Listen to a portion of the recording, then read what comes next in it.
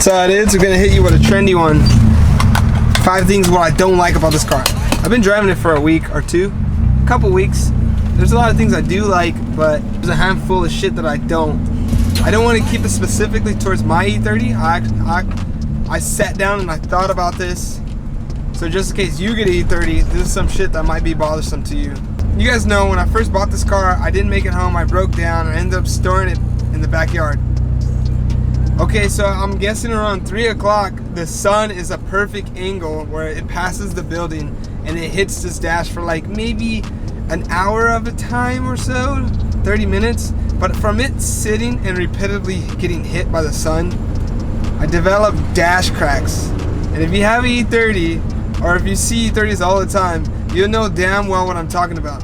The dash on these cars are so damn fragile. I had one crack when I first bought it. I'm gonna pull over right now and show you all the cracks that I have now. But there's way more than one. Having a crackless dash just has it a really clean look. But now with all these fucking cracks, I feel like the car gets that closer to being clapped out. I'm gonna pull over and show you. I like this car. This car is really fun.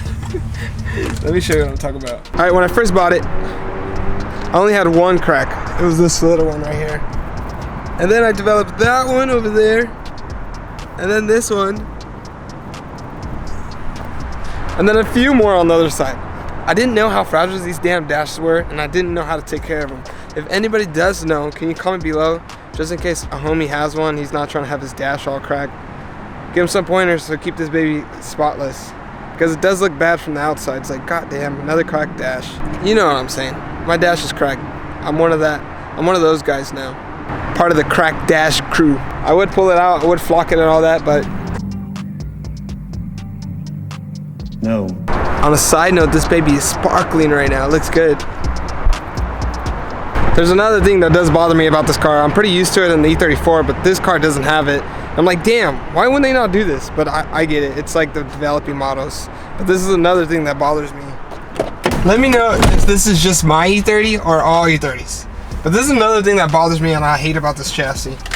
So, you roll your windows up, right? I mean, actually, you have the car running, you come to a stop and you're trying to park, you have your windows down. You turn it off, and then you want to roll them up, but you can't because you're like, why? I guess E30s just cut power once you turn the ignition off. If you know what I'm talking about, E34s, they leave power to the windows or to other electronic parts in the car for at least like 5 minutes, I believe. But this car, it's literally, you turn off, no power. You key on accessories, you have power. It's not a big one, but it's just something that is worth stating. This is not on my list, but I just want to state this. I feel like my Afro touches the roof. Like, yes, it's a small car, it's pretty fun, it's a go-kart, but I feel like even my short ass looks big in here. I mean, I could put my seat all the way back and I'd be lounging. But I like to drive upright, more of like a race car style. Because I'm a racer, bro.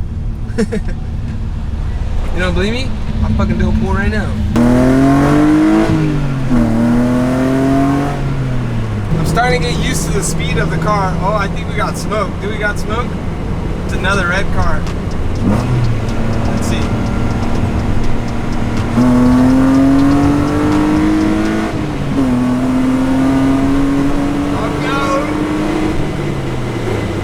I don't even know if he was racing, but I just made it a race. We're both red. It's probably late to work. Alright, something else that's bothering me. It might not bother you, but it does bother me. I threw an M3 steering rack in here, and I kid you not, I can't get used to how tight it is. It's like I'm learning to drive all over again. I bounce side to side. Every little input this thing does. I mean, with that being said, I do have a sick ass turn radius, which I'm not really used to. I make like the smallest turns ever.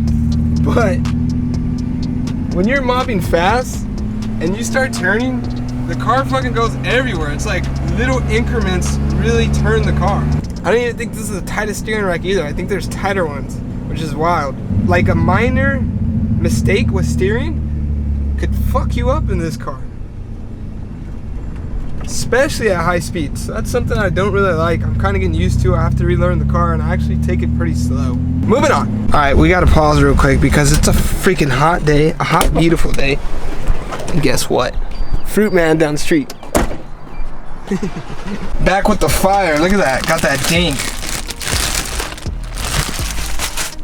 Stay hydrated, King folks. It's good for you. This will come back alive soon. Look what I got you. Alright, moving on. Number 4 on the list. I'm not getting used to this. I don't know if it's just me, but the car feels like a damn tin can. Like in the E34, it's kind of quiet. Like, to be honest, it's really fucking smooth, chilling car. You don't really hear a lot of the outside noise. But in this car, I feel like I gotta talk so damn loud because the shit just is like a tin can in this mug, and everything just echoes. Like, I love a solid door shut. When I shut this door, it feels like I'm gonna break the car. I'm gonna just shut it kind of hard. See? I'm not gonna lie, it's probably my blown shocks or something, but when I go up a steep driveway, I kind of go sideways. And when I go sideways, if you pay attention, you can hear the chassis flex. I hear it go. Alright, so Lena spotted that the car was super wet. I showed her earlier that what I used was this. This is like some spray-on clear coat. I mean, I'm pretty sure it's some lube in here that makes the car look good. And the E30 has special paint. So it literally shines a little bit brighter with this. So you can see this is all dull, right? Watch this.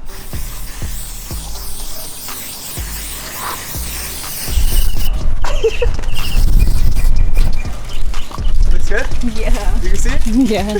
You haven't done this? No, I haven't done that. It was just for fun. I did the whole freaking hood though. Look at that. And all of this side too? No, just the whole hood.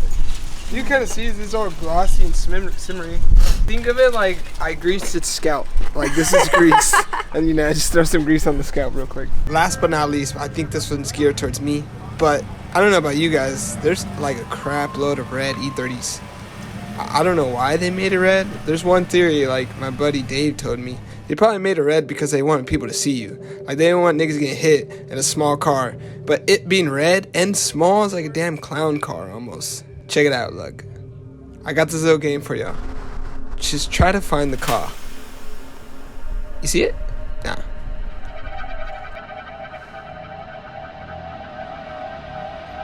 What about now? Oh, E30, where are you? Oh, this one's a little hard. You're gonna have to pay attention. This is like Finding Waldo in this one.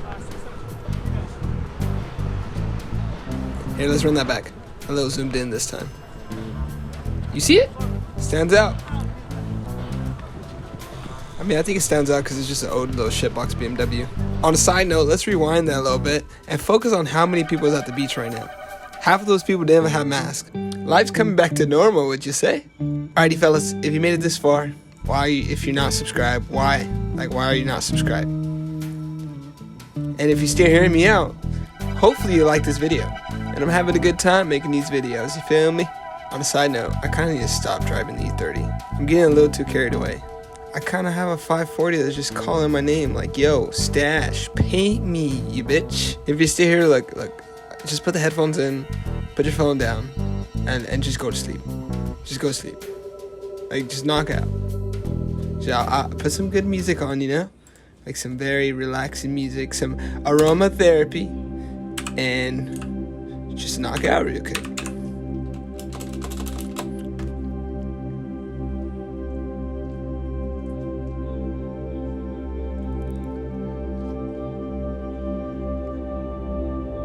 And as your eyes are closed, just remember this. You are great. You're a great one. It doesn't matter if the cars are broken. You'll get to it. The car could be broken for a little bit. It looks good broken down. But when you're ready, you'll get back to it. And the car will thank you. But as of right now, everybody's chilling, you know? No need to rush. The car's going to stay there. The longer you take, the more the value raises of the car. I mean, who would have known that these cars were actually going to be in demand one day?